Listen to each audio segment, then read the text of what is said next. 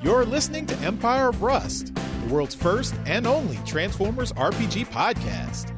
Join the heroes of Iacon as they defend Cybertronian civilization from the remnants of Cybertron First to Lord Starscream's egotistical leadership, and beyond to the unknown threats on the other side of distant stars. Welcome back to Empire of Rust, the one and only and still the singular Transformers RPG podcast. But who knows? Who knows? Maybe by the time we go live with this episode, maybe there'll be another one. Who knows? I can't say. All I know is right now, we are it. Ain't that right, Matt? Yes indeed. So I want to talk about something before we get into Season 2 over here. Everyone likes Transformers, right? Yeah. Everyone listening to this does. Yeah, I'd say so. Yeah. Unless you got some really confused electricians in the audience. What about Legos? You guys like Legos? Oh, yeah. As long as I'm not stepping on them. Yeah. That's a good safety tip. What if we could combine Legos and Transformers? Leg formers more than you want to step on. So in the last couple of years, with the Siege and Earthrising Kingdom lines, Hasbro has released a couple of Transformers that effectively break apart. They're parts formers, pretty much. So you to transform them, you separate them, transform the individual pieces, and put them back together in a particular configuration. So one of the big examples of this is a bot called Ironworks. It's actually based off of an old Micromaster base, and I think, Mike, you actually have the Micromaster that he was like the redone Micromaster in that big set you bought. Oh yeah, the little yellow truck thing, like the yellow like truck cab thing. Yeah, I think so. That is the actual like figure that they the new figure they made for it, but the Micromaster base is called Ironworks as well, and it transforms from a bot, and then you take it apart, and you can turn it into like this defense tower, and then this kind of quarry thing. And Hasbro's been releasing a bunch of these things, things that turn from like ships and weapons into figures and take apart, and things that turn from like bases into figures that can be taken apart. And with the Kingdom line, they've released fossilizers, which are essentially skeletons of dinosaurs that can be taken apart and do the same thing. So what do you guys think? Like, is this something that you'd be interested in picking up and putting together? Are you selling this stuff to us? Or? I'm sold. Yeah, sounds cool. Right. So to get this straight, these Transformers break apart on purpose? Yep. Are you sure they weren't just like shoddily made? Poor quality? I'm pretty sure they went through the whole QA process. Okay, all right. So it is a marketing thing. Uh-huh. I don't know. From the pictures that you're sharing with us, I'm looking at it, and it reminds me a bit of Micronauts. Yeah. Way back in the day, they had figures that went inside vehicles, and the vehicles were all kind of modular, so you could make different vehicles and things out of the parts, because each of the sets were modular and could, they could all fit together in different ways. So it was kind of the same concept, Lego-like toys, just bigger, more defined parts, less blocky. I don't know. I mean, a lot of really cool products over the years have been that sort of thing. So if it was like real Transformers that do the same thing, it seems like it's hard to miss, Yeah, I mean, these are all completely official, so 100% Hasbro. I think they're, conceptually they're neat. I'm not the type of person. I don't tend to buy stuff like this. Yeah, I just don't have a place to put them or like time to play with them. So it's like neat as an idea, just not my thing. That's fair. It's like I feel the same way about like quality cars. It's just like, oh yeah, like if I had money and a place to put them, then yeah, I might be interested in that, but I don't, so I don't. Yeah, I haven't done much collecting for a few years since I don't have a display place at the moment. So, but yeah. I don't imagine this stuff would be, I mean, other than just having it for the sake of having it, would be a really good collectible thing because of the ability to change it around so much. It's more something that you want to play with and see what you can make out of it. Well, I mean, there's a lot of value in that. Oh, absolutely. I mean, like I said, I used to play with my Robolinks. Like, I think that you get at least much time out of that than, something that you build. Building is universally popular when you talk about playing with stuff, so... I mean, yeah. It's hard to usually makes things better depending on, what you're dealing with. Yeah. The Lego concept is so basic that any toy is possible with enough pieces. You guys want to have an aside if anyone wants to feel old right now. Apparently they're now storing Transformers in the Smithsonian as some sort of cultural artifact. Really? Well, according to the movies, they already have one in there. Yeah. Maybe a few, even. Yeah. Is age a prerequisite for getting something into the Smithsonian? I thought it was just like... No, cultural relevance, really. So, I mean, in a way, it actually makes sense, but it's still a bit surreal.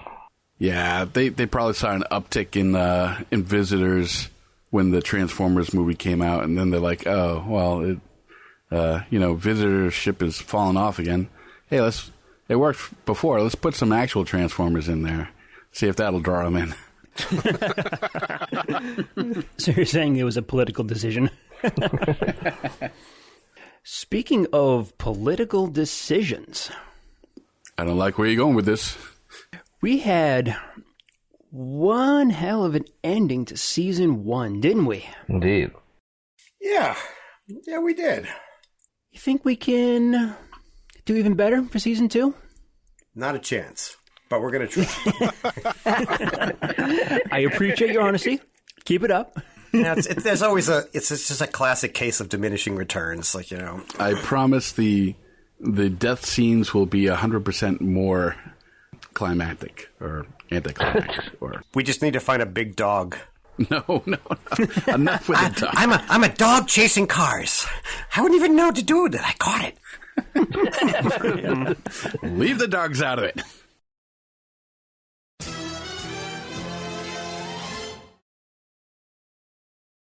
Six weeks have passed since Quick Switch was beaten. 6 weeks since the downfall of Cybertron first.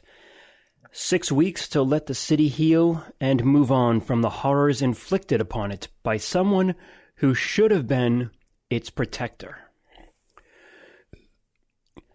The revelation that Quick Switch was a traitor shook the faith in Iacon's provisional government, forcing Starscream to at last open the leadership to free elections. The sound of Circuit's news broadcast cuts into your audio receptors. As yet another candidate throws themselves into the ring for the position of ruler of Cybertron. With the elections already underway, 3 candidates are rising to the top. Starscream, the Titan-chosen ruler of the planet, holds the lead amongst neutrals and has strong support amongst the colonists of Divusian and Eucharis, but he has stiff opposition from the former Autobot and Decepticon factions. The former don't trust him and the latter outright despise him. Windblade, the current representative of Caminus, has won the hearts and minds of many bots due to her close association with the Autobot leader, Optimus Prime. The colonies, free from civil war, haven't lost their devotion and admiration of the Primes.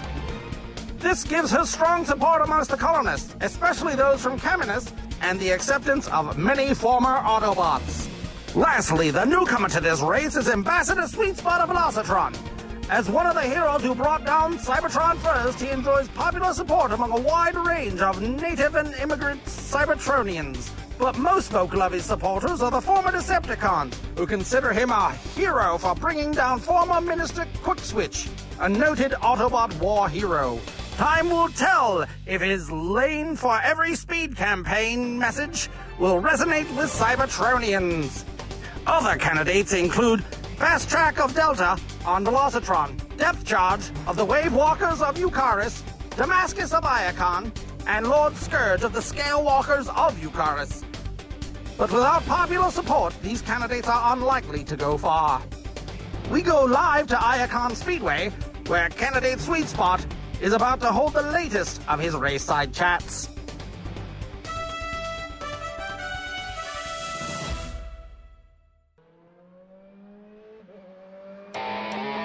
Sweet Spot, you are roaring down the speedway. Come across a tight turn, switch into low gear. Gun your engine a bit as you drift into the straightaway. You hit the straightaway, switch into high gear, and you let it rip, going down the straightaway as fast as you can. Give me a piloting check. Piloting check, eh? All right, that doesn't seem like it'll be much problem. In fact, it's right up my alley, right in my lane, if you want to know the truth of it. I should probably stop talking and just get on to the... Sounds like you might need an emissions check, too. 34 is my piloting check. 34. Was that a 20? That was not a 20. No, it was a 34. Did you hear him? I meant was it a natural 20? You know what I mean. I don't have to. All right, 34. Gun your engine and you are just racing down that straightaway. From behind you, you hear the sounds of an engine. Whoever it is just made their turn and they just hit the straightaway as well. I think I know that sound. Who's coming up behind you? Let's check my rear view. Blue Shift is coming up behind. I knew it. I knew that engine.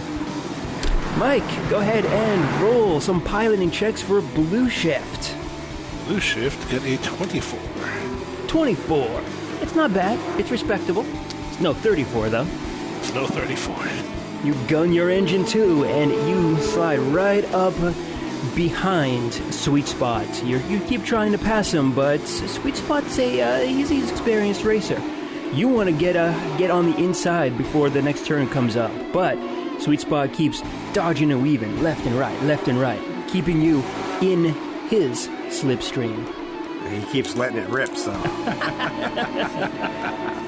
Sweet Spot, you finish up the straightaway, and you are taking the next turn. You switch yourself into low gear again, and you drift yourself around that turn. Nice and smooth. Give me one more piloting check. You got it, my friend. Nice to see we finally let Blue Shift out of the container. All right, that'll be a 32 right there. That's a 32. You handle that turn with ease. You get a little bit close on as you're getting to the end of the turn there, but you know what? You go ahead, you turn yourself right into your drift and straighten yourself out. Once the turn is done, you're in the straightaway again, and you are ready to gun it.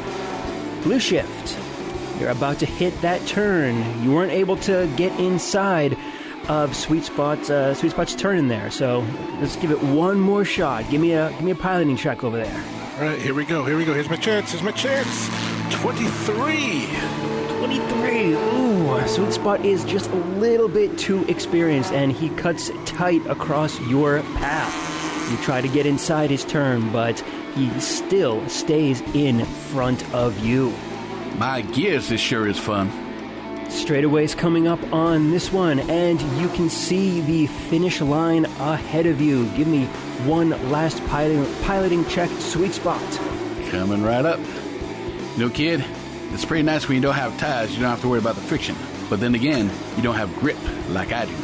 36. Damn, Sweet Spot. Zip, zip, zip, zip, zoom. All right, Blue Shift, this is your last chance. You can both see the straightaway, both see the finish line coming up. All you gotta do is gun your engine as fast as you can possibly do it. Give me a piloting check. Here we go. I'm coming for you, Sweet Spot. Come on, show me what you got, kid. 26. That's not too bad. Do you have a plus 21 in your piloting check? That's insane. There's a lot of stuff that stacks. Okay, Blue Shift, you gun your engine. It looks like you're gonna try and squeeze around him to the left-hand side. But Sweet Spot knows what you're gonna do. He knows your moves. And he slides to the left, slides to the right, and you ride his bumper all the way right to the finish line.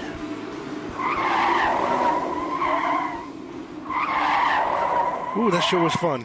Oh, yes, indeed it was. Smart move drifting like that. Man, sure like the cleanup I got on my internal parts. Yeah, you seem to be running a lot smoother. Oh yeah. Had some work done. Give you a little sneak peek. I'll pull one of the stickers off of the actual headlight. Check that out. Ooh, that's a shiny light you have there. Yeah. I'm going to keep that as a surprise for later. Oh, all right. I won't tell anybody. Are those pasties?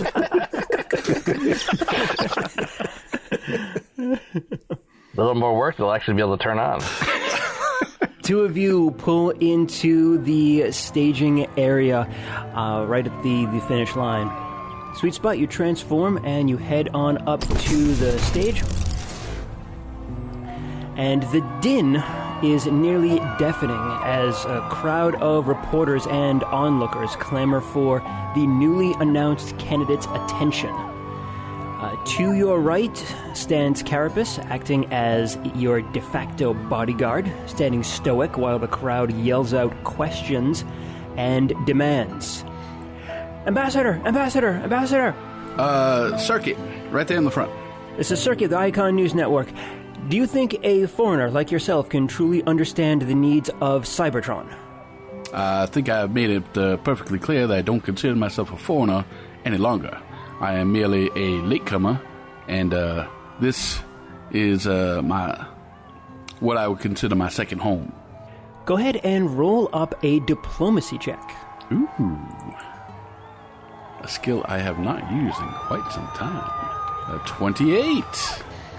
And with that, it looks like the crowd is kind of on your side on this one. It's like, all right, yeah, you get it. So you're just as Cybertronian as the rest of us, as we are. The crowd calls out for more. Ambassador, over here to the side. Ambassador, over here. Yes, you on the left. This is Nitro for Velocitronian News. Are you concerned at all about your support from the former Decepticon faction? Nitro, I believe was the name. Yes.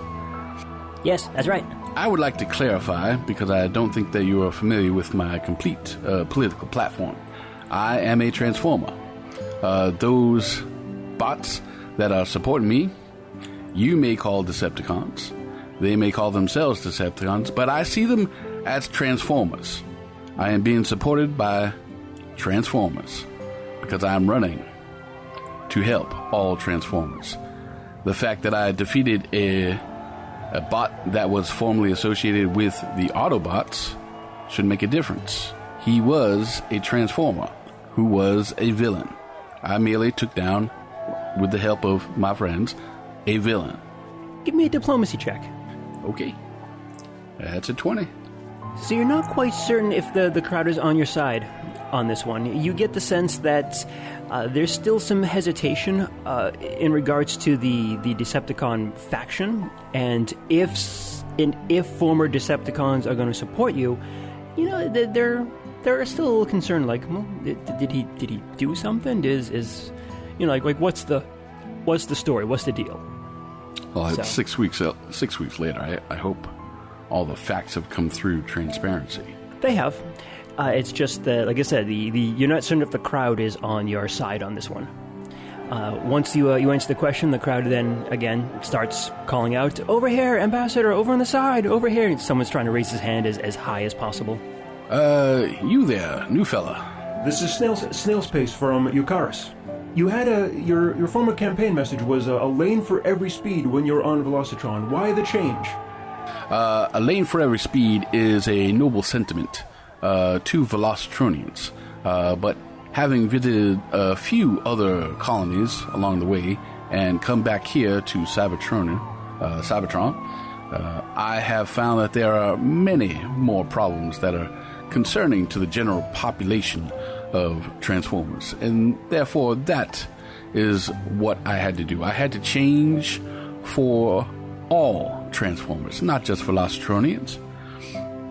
The sentiment is noble, and those that wish to govern on Velocitron, I hope they would take that platform to heart, because I do believe in its core value.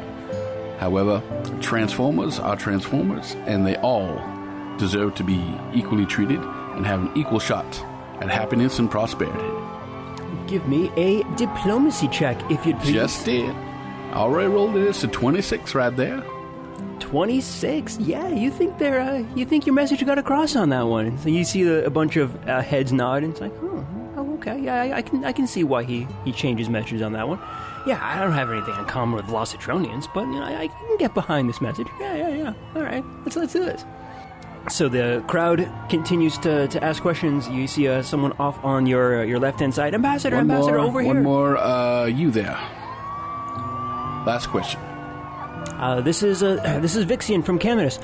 Any truth to the rumors that you used nitro speedsters in your youth? Those are unfounded exaggerations. What I did in my youth was perfect my ability to gain speed in the shortest amount of distance. However, as many of my classmate bots and young, in my younger days, my sponsors can attest to, my control over cornering was not at its peak at that time. I have had many bumps and dings kind of worked out of my body in those early years. It was not due to the ingestion of any foreign substances. It was merely my lack of control in my youth. Questions will continue for as long as you allow them, and as the day turns into evening, the two of you make your way to the exit. Carapace, what have I talked to you about? Could you please not say boo, sweet spot whenever I'm talking? Thank you. Just because you don't have an actual mouth actuator doesn't mean I can't tell it's you speaking.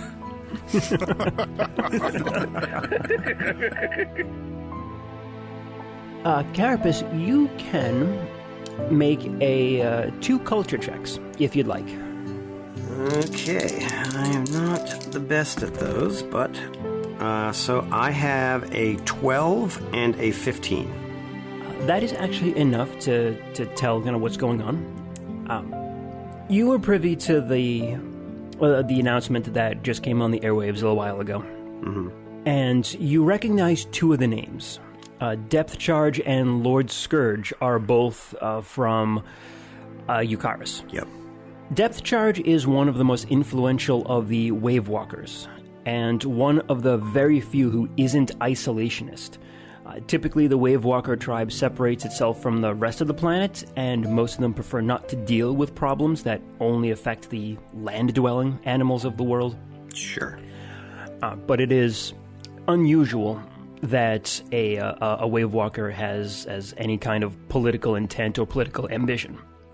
You haven't really heard a whole lot about him, aside from the fact that he is one of the, not leaders is the wrong word, but one of the more recognized bots within the Wave Walker tribe.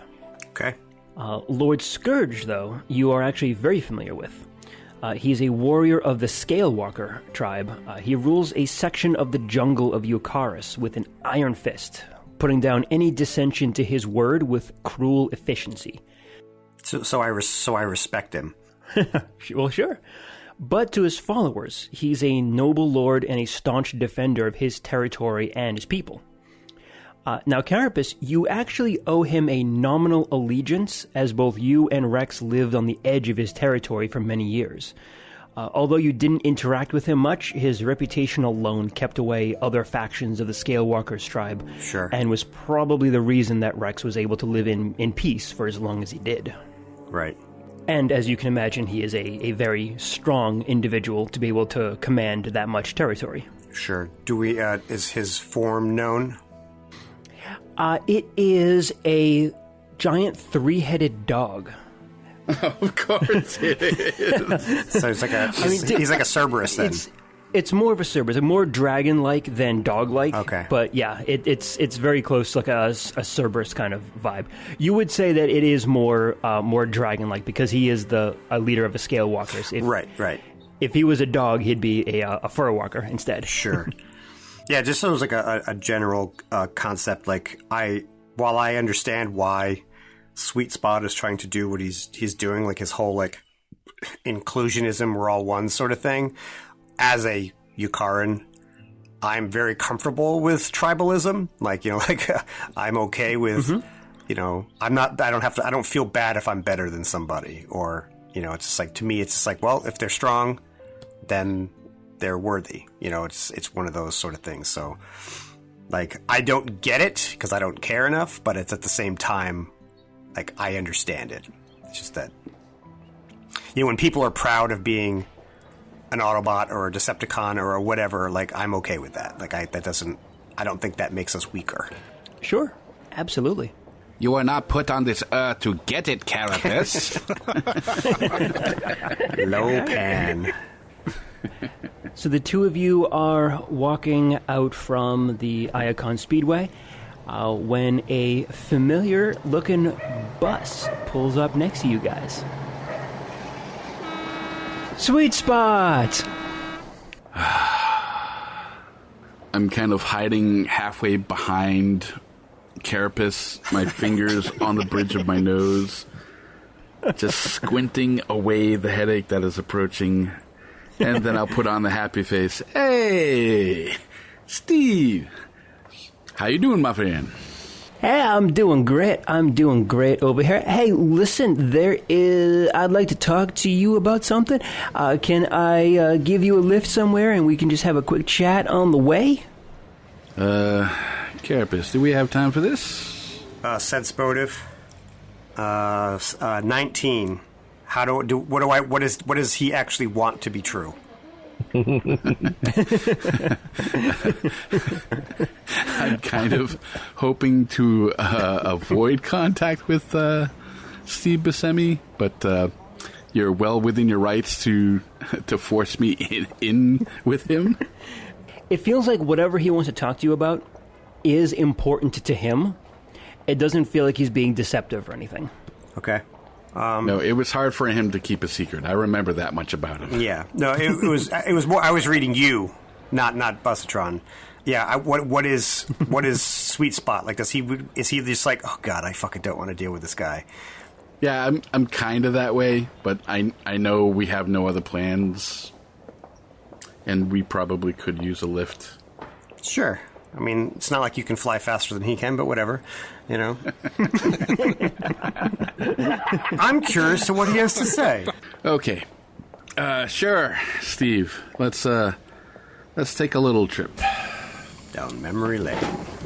We'll climb on board, have a nice seat, assuming that there's not a whole bunch of other people also on the bus that he doesn't mind sharing with. Nope, Steve is empty. So the two of you climb up into Steve Buscemi, and you will head off into the evening.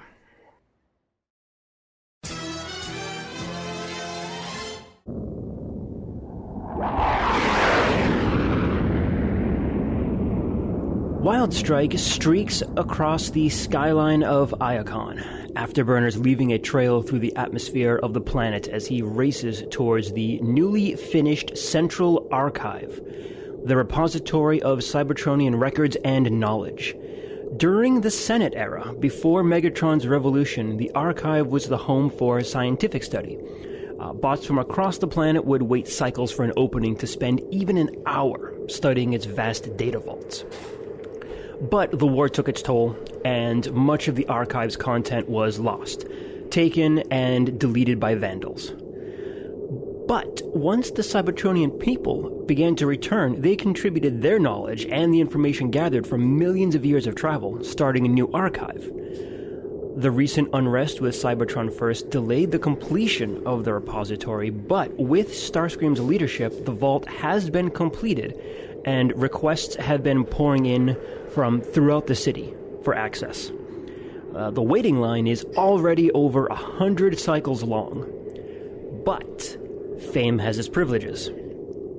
Your own request for access was granted by Starscream himself, along with a personal note attached.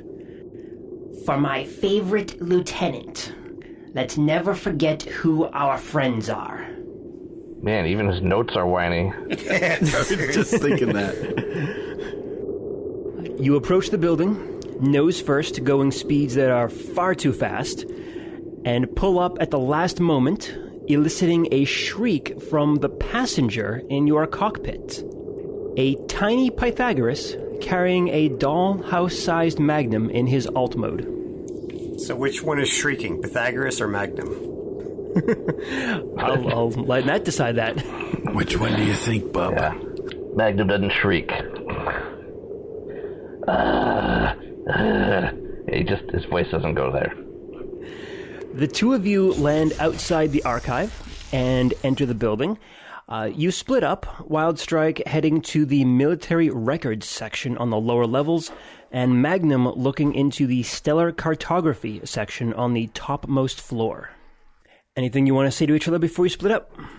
Do I know why he's here or I'm here? Wildstrike, you are looking for information on the Mangarai offensive, along with the Vault of Stars. And Magnum, you are looking to find the oldest star charts in Cybertron's history to try and examine that data crystal. Okay. So, should we meet at the cafe in about an hour? Yeah, that sounds good. If I come across any star charts, I'll let you know. All right, thank you. I'll let you know if I notice any curtains. Thank you. I'm sure that'll be helpful. Isn't it like the curtains of stars or the tapestry of stars? It's the Vault of Stars, but that's all right. You're never going to know if it's genuine stupidity or not. Oh, no, we know. We know. Wildstrike, you spend an hour or so kind of looking into the Mangarai offensive, hoping that it will lead to some information on the Vault of Stars, the enigmatic Decepticon research facility that you were transferred to after the campaign.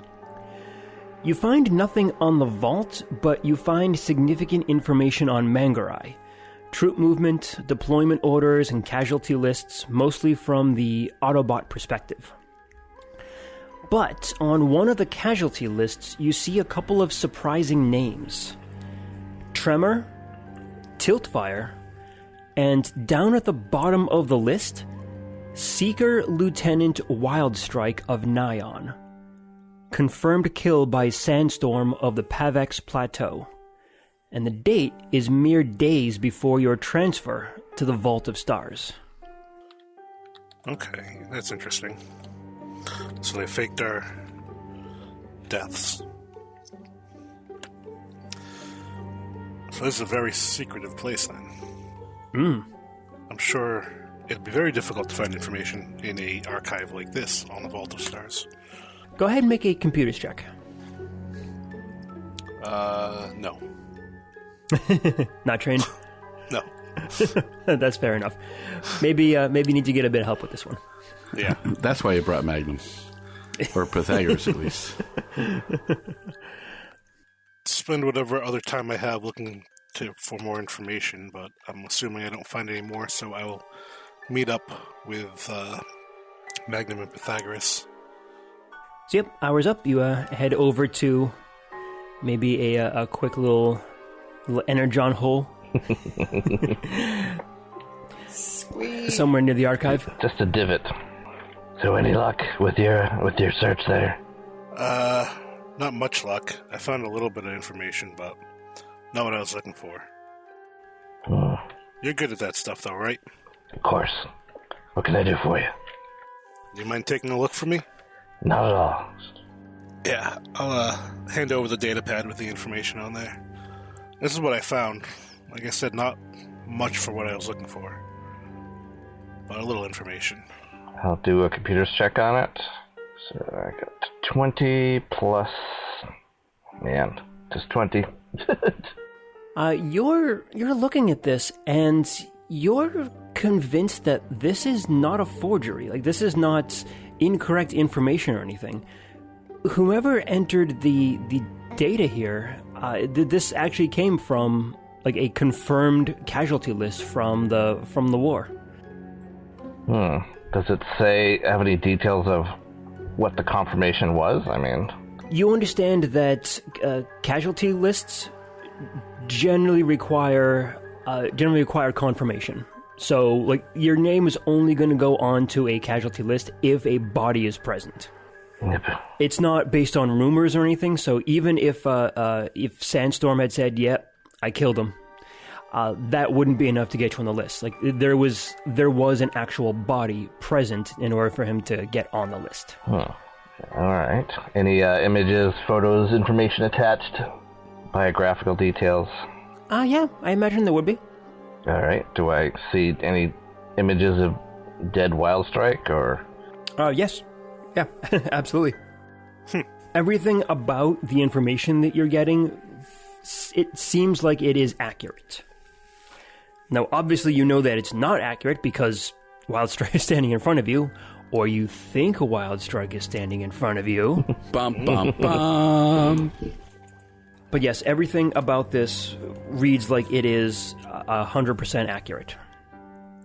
The images of Tremor and Tiltfire match the two that you saw before. Because they were around too. I mean, we ran into them recently too, didn't we? Yeah. We killed one of them, if I remember correctly. Maybe. Apparently. You guys don't stay dead. I'm pretty certain both of them were alive at the end of it. You're pretty lively for a dead guy. Yeah, what do you make of it? Can we tell what type of injury that he has there in the picture?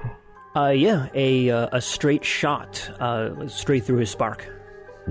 Looks to be from a very high-powered gun, maybe a sniper rifle of some kind, but yeah, it's a straight shot, like directly through the spark. It looks like whoever did this was a skilled marksman and knew their way around a weapon. We have a bit of a puzzle here, Wildstrike. I don't suppose you ever remember getting shot like that. I don't remember this at all. Is there any information like that would be sort of like the equivalent of like DNA or fingerprints on file? For Wildstrike? Yeah. Yeah, I imagine there would be. Like, for example, like the spark signature, the makeup of the metal of his body, like a metallurgical analysis, stuff like that. Spark frequencies are fairly unique as well, so that is a potential thing. Is that in the morgue? Is this frequency in the morgue report? Don't think it would be, because a casualty list really is about just confirming that the person is actually dead or not. Like, they wouldn't have done an autopsy or anything for it. So either you were killed and you're not you, or someone else was killed and made to look like you, or you were killed and regenerated somehow. Do you remember what you were doing? Not just me. Yeah, it's true. You're right. What do you remember about this date and time, if you can? Nothing at all. Oh, so it's just a blank. It's a blank. It was brought up to me, but that's why I'm looking into it to see what was going on. Apparently, I was transferred to a research facility days before this, or days after this. They wanted to make sure that no one knew where you were going, apparently. That's what I'm thinking. It's a pretty good fake job in that case. I wonder if this Sandstorm knows more about it. If he's still alive. Good thinking. Go ahead and make a culture check. I'll assist. Thank you. +2. I must say, Wildstrike, for someone who's just seen the equivalent of their own tombstone, you're handling this quite well. It's tombstone. It's like his own autopsy. It's all just confusing. Yeah. Wildstrike's a friggin' seeker, like the elite of the Decepticon army. You don't just... He's unflappable. Yeah. Wildstrike's hardcore. So that means it would be a 24? 24, and you're looking about Sandstorm specifically, correct? Correct. You remember reading on a police report a little while back about Sandstorm, and you pull up your connection to the Iacon Central Database and into the ISS building and take a look at the records. So Sandstorm was an Autobot wrecker.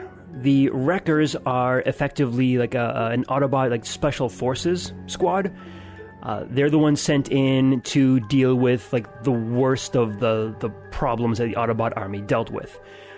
This includes stopping hundreds of Decepticons, of course, bringing down like the biggest Decepticons, the worst of them. But Sandstorm was a member of the Wreckers when the war ended. After that, he developed an aggravated sense of responsibility where he blamed both the Decepticons and Autobots for not paying the price for some of the horrors that they dealt during the war. So what happened was he started hunting down both Autobots and Decepticons who committed war crimes and like war atrocities and executed them. He actually ended up fighting Optimus Prime himself a couple of years back, and he was beaten by Prime and arrested. So, Magnum, when you take a look at his arrest record, it shows that he was imprisoned, but it doesn't show where. And when you start poking into it and trying to figure out, hey, where is he now? It comes back as you don't have the correct clearance for it. Yeah, I need to take this up higher. Yeah, I know just the bot to talk to. Oh, good. Can I ask a quick question, just because you guys might actually think of this? If I recall correctly, has any of us looked up what the harmonium is? I haven't gotten to it yet, but that's on the list. That's what Magnum was doing. Oh, okay, good. I just wanted to make sure that somebody was on top of it, because I was curious as to what that was. Well, thanks for taking a look. Did you have any luck in your search? Still need to do some looking. All right, well, if I can help you with any of that, let me know. Thank you. If Sandstorm's around, what are the chances he might want to finish the job? It's possible, but I think we'd see a lot more. Deaths associated with him. Yeah. He wouldn't be hiding out. Well, he certainly knows you're alive at this point. Yeah. I say we go talk to Ironhide. All right, sounds like a plan. I guess that's what we'll do. Yeah. You going to Ironhide or just giving him a call? What you gonna do? Call him as we're walking towards the building. This is Ironhide. Is that you, Wildstrike? It is. What can I do for you? If you're not too busy, I have a favor to ask of you. Sure, what do you need? Information on Sandstorm. We know he's imprisoned, but we don't have the clearance to find out where. Let me go ahead and pull up his record. I remember when he came in, Prime beat the snot out of him. And a minute or so passes, you can kind of hear Ironhide trying to like look up. You can hear him accessing his database, trying to pull up some information for you. And he comes back on. I don't know how to tell you this, Wildstrike, but I don't have the clearance for this. What? There's only one person in the government who has the ability to classify something beyond my clearance level, and that's Starscream. I don't know why Sandstorm's arrest and where his current location would be classified. There's no reason for it. But I can't access this. That's disturbing. What's your plan for this, Wildstrike? I've been trying to get in touch with Starscream for a few days now, but his office just keeps blowing me off. I can't imagine he'd answer you any sooner, but... Why don't we just go visit him, kick down the door? I think the only way of getting some information out of him is... getting this information is to get it out of Starscream. If it is Starscream who put the classified material together on this. Yeah, I'll have to call his people and make an appointment then. Sorry I couldn't help you there, Wildstrike. That's fine. It's very unusual. Thank you for checking. Ironhide out. Well, that was interesting. Yeah, what's old Squeaky up to, I wonder? Well, let's see if he'll take a call. Do those digits. Try to call his office. This is the office of Starscream. This is Wildstrike calling to discuss some information with Starscream. And I know he's very busy, but I would appreciate Well done. It takes a minute or so, but the next voice you hear on the comm is actually Starscream's. Oh. And Sweet Spot in the background. All right, we'll catch up with you later, Starscream. All right, take care now.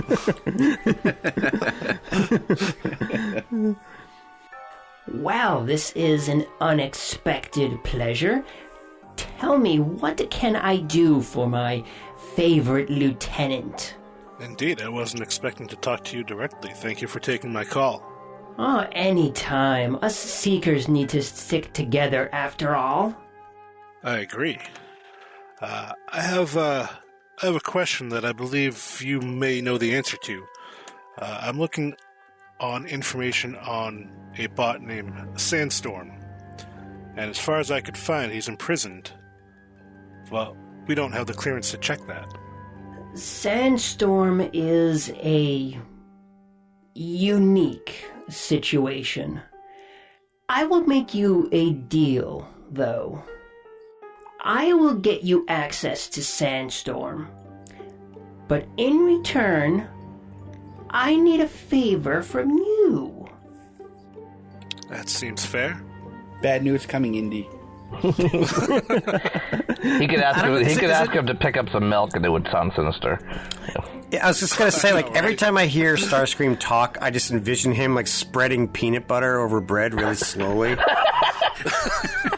I don't know why. You prefer chunky or smooth? Because whichever one you choose, he's going to give you the other one, because he's that kind of guy. Oh, God, I wish Chris Latta was still around. I just want to hear him say that. Oh, I'm so sorry. Were you expecting the other?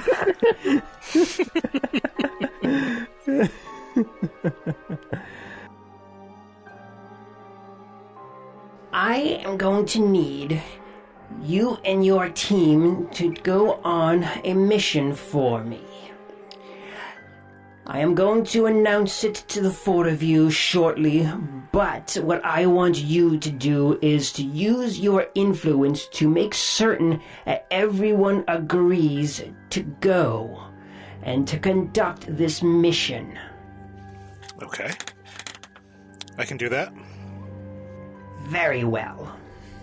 You take a look down at your comm, and an address just popped up on it.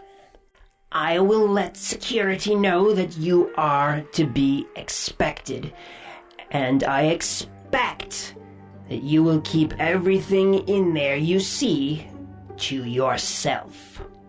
Understood. And you take a look at the address there, and it's not too far. It's probably about 10 to 12 blocks away or so. I mean, Cybertronian blocks, so they are kind of large. But it is actually within like the bounds of Metroplex. Okay.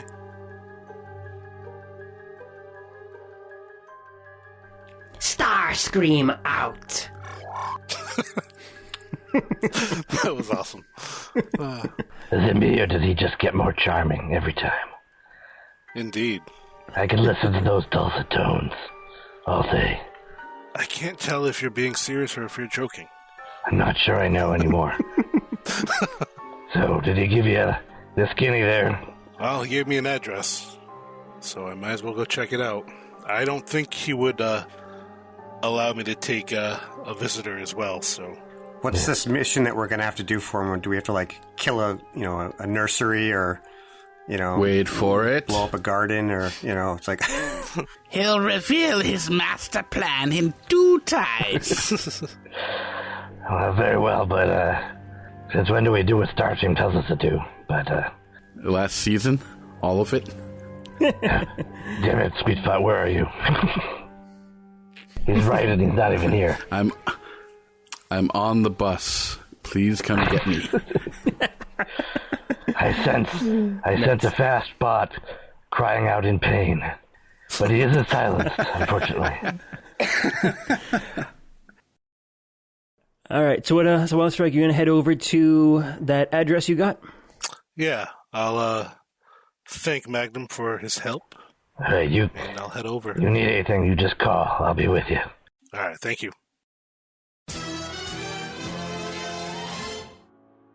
It takes you a few to get to that building there, Wildstrike, and once you arrive there, it is very nondescript.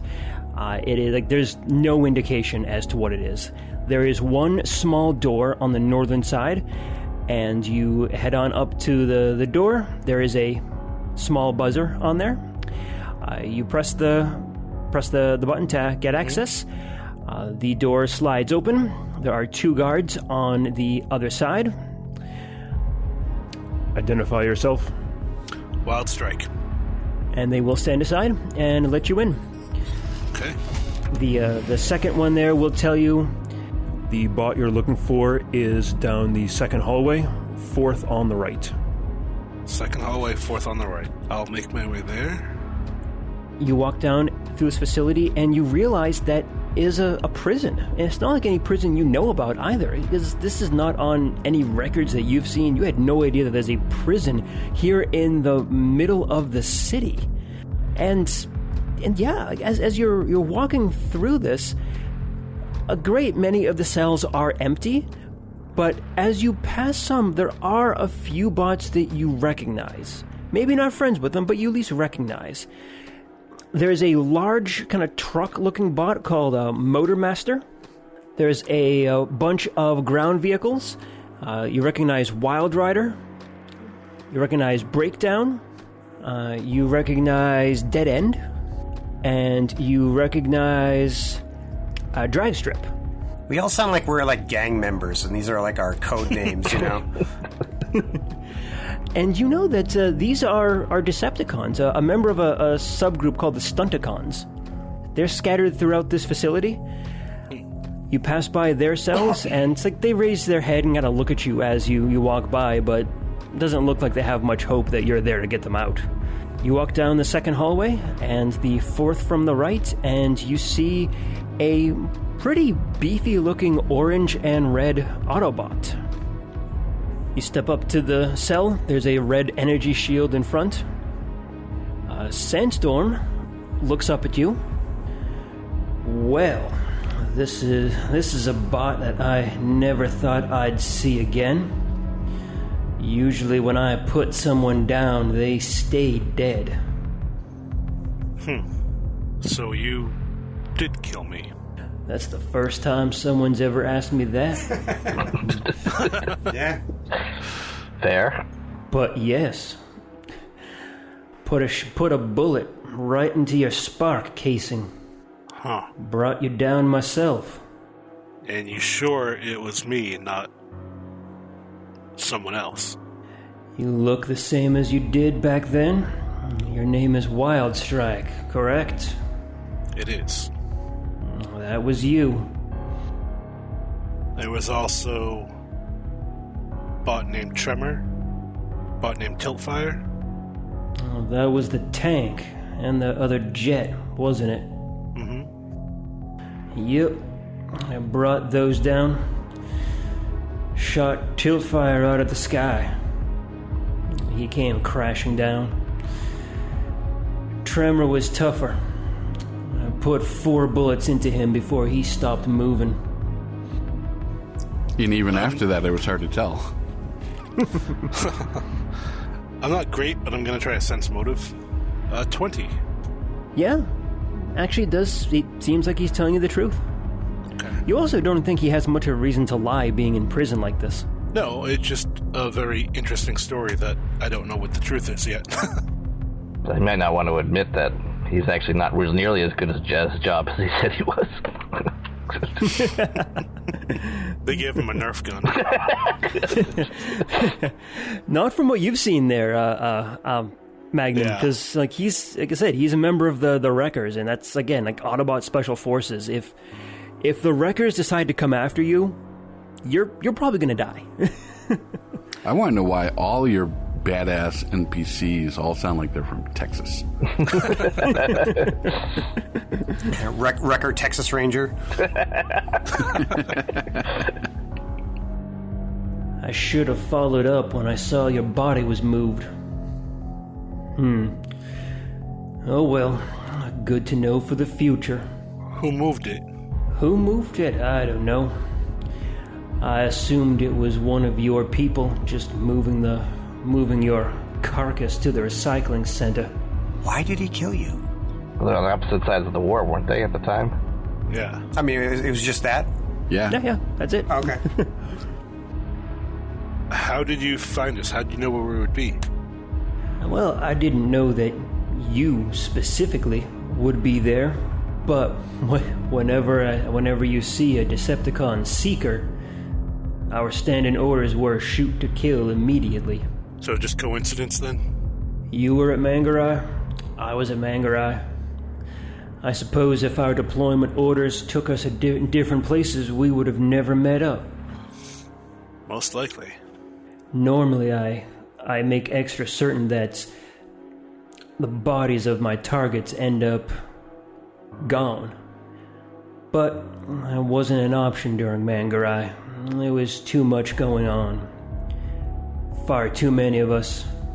Can you tell me what was going on there? The battlefield was just pure chaos. If I remember right, you Decepticons hit Autobot Command pretty early in the offensive. And we didn't have much of a leadership structure at that point. But the moment that happened, Autobot forces came down heavy on us. You outnumbered us. Dramatically.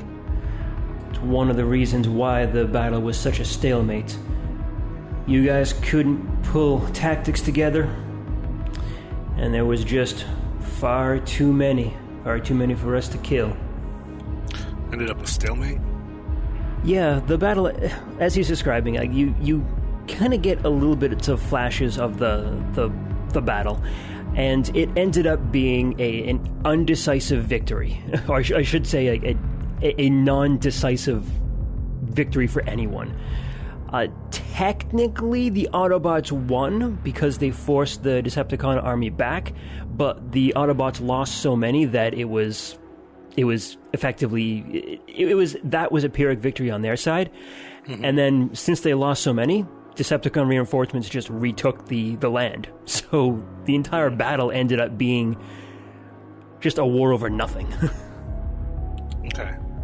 Go ahead and make an intelligence check. Or a wisdom check, whichever you'd prefer. Oh boy. I'll do intelligence. 22. Damn! What'd you roll? 20. Oh, wow. Yeah, there we go. Something that he said has kind of struck a chord. He said that your body was moved, but how would he know that? I'm sort of curious why he made sure to finish off everyone he killed. Does this happen to him often? I gotta finish them off because they come back. You said that my body was moved, but you didn't know by who. How'd you know it was moved? Well, that's because I put trackers in all my bullets. I want to make certain that if my targets get up, that I know where they are, so I can finish the job. See, this happens all the time. Clever. You were moved off-world, or off that planet. And they don't have that kind of range?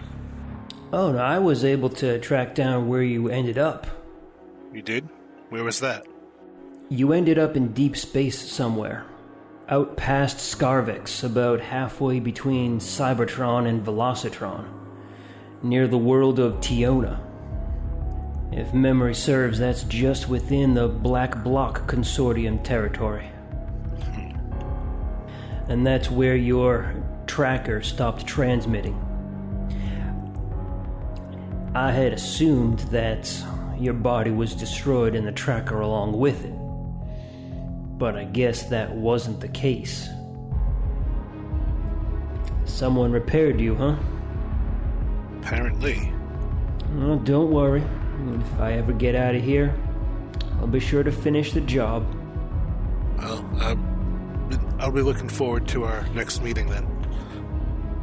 He raises his hand, just points 2 fingers at you, and makes a shooting motion with it. Definitely Texan. Be seeing you. Be seeing you, cowboy. Yeah. I'll turn and walk away. All right, lots of interesting information for Wildstrike here. Do you want to check to see if well, I shouldn't probably say this, but if he still has that tracker in him? Yeah. Definitely. All That's right. going to be a job for Magnum. Magnum PI. To be continued on the next episode of Empire of Rust. From the Secret Files of Teletran 1, Empire of Rust is written and GM'd by Michael Ordway. Headmaster Magnum and his partner Pythagoras are played by Matthew G. Candidate Sweet Spot, representative of Velocitron, is played by Adam H.U. The Decepticon Warrior, Wildstrike, is played by Mike M. And Carapace, the Beast Soldier of Primitive Eucharis, is played by Patrick Finn. Additional characters are played by Michael and Cassandra Ordway. Empire of Rust is supported by the humans and networks of planet Earth, whose online networks provide access to libraries of sound effects and music, such as Storyblocks, Zasplat, Blue Zone, and Dark Fantasy Studios. We are distributed by the Transmissions Podcast Network. Stay up to date with all the latest news and reviews in the world of the Transformers by going to transmissionspodcast.com or searching for the Transmissions in your podcast app of choice. You can communicate with the Heroes of Iacon by joining us on the Transmissions Discord channel. There you can discuss episodes, talk to the cast, and download the rule set used in the Empire of Rust. Teletran 1, signing off.